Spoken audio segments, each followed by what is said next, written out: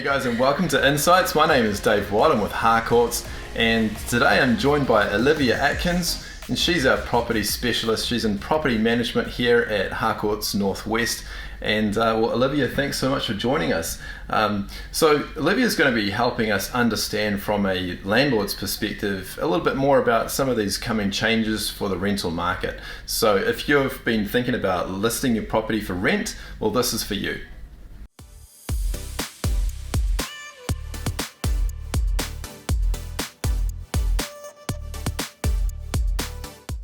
Olivia, tell us a bit about your role. What does that look like right now? So at the moment, I'm the BDM. So what I do is I advise people on what the best thing is to do with their investment, whether they're a new landlord, they've just purchased a property, or they've got existing properties that I can assist them with. Right. And how's your portfolio at the moment? Is it sort of increasing, or are we sort of stable? We're steadily increasing still, whether that's new properties that are being purchased by investors or ones coming over from other companies. Right, okay. So Olivia, our government's got this newfound fascination for cooling the housing market, and of course the goal is to make it a bit more accessible for people looking to buy their first home. But the two things that are likely to change, or at least are on the table to change, is the interest deductibility, so that's coming away from our investors, and also the Brightline test going from 5 to 10 years. So first off, let's talk about the Brightline test. How do you see that affecting our landlords?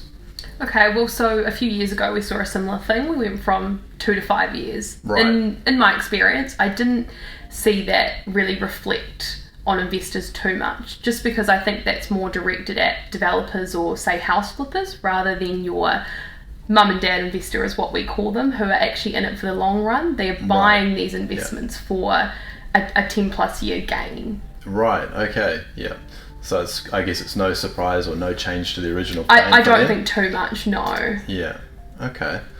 And would the same be true for the removal of interest deductibility for that group of people? I think it's quite a broad change that affects lots of different groups, whether you're in a company or a trust or you just own it in your own name. Yeah. So I think the ones that were running it like a company with 5+ properties, it's really going to affect them. They can't claim what they did, but it also, you go into their financial situation, how much of a mortgage they actually have, how much interest they're actually paying. For your standard investor of, say, 1 or 2 properties, I don't think it's going to affect them too much. Right.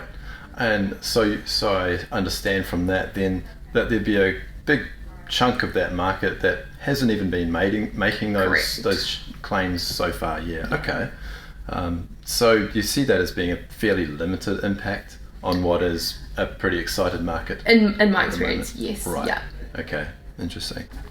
Let's get your opinion on this. So in CoreLogic's Q1 market update just recently, Kelvin Davidson suggested that we might see a lot of investors bring their properties to the market looking to lock in the gains that they've made. So the values have rallied and they're looking to sell, exit, pocket the cash.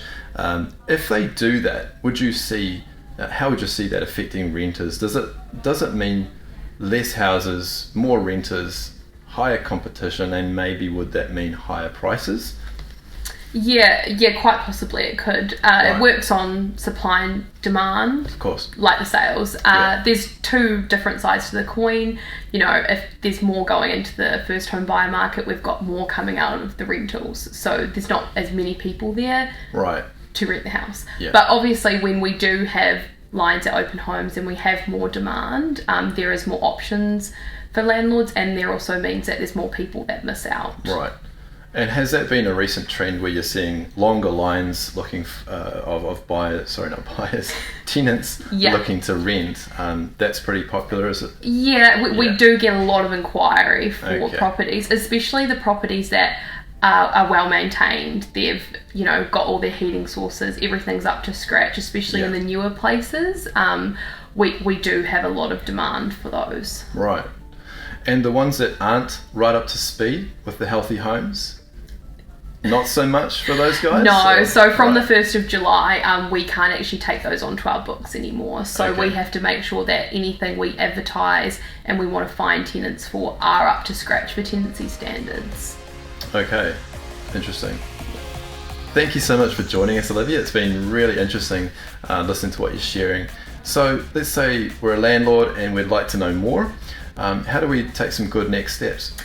So give me a call. I can come out and see you. I can have a look at your home, whether that's the one you live in or an investment property. I can put an appraisal together for you and we can go from there. Excellent. Fantastic. Thank you so much. Thanks for having me. Thanks, guys. I hope you found that really helpful. We'll put all the contact details down in the links below, and we'd love to hear from you. So have a great day. Thanks. Bye-bye.